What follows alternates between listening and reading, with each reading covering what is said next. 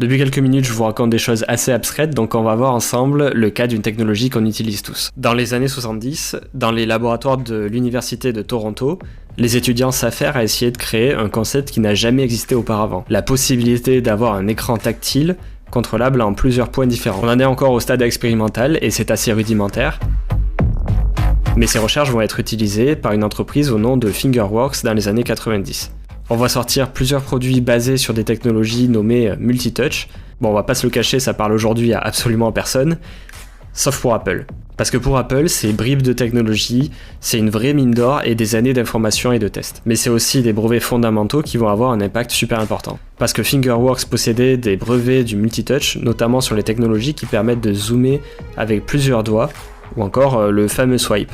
Apple rachète Fingerworks en 2005 et la suite vous la connaissez, l'iPhone est présenté en 2007 et possède le multitouch. We have invented a new technology called multi-touch, which is phenomenal.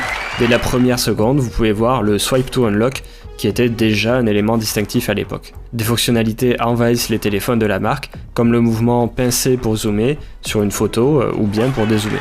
Et cette petite fonctionnalité semble si fondamentale, si simple d'utilisation que les concurrents se mettent à l'utiliser sur leur téléphone. Et dans les années qui suivent, ces brevets ont servi à répétition contre Samsung, HTC et Motorola pour ne citer que.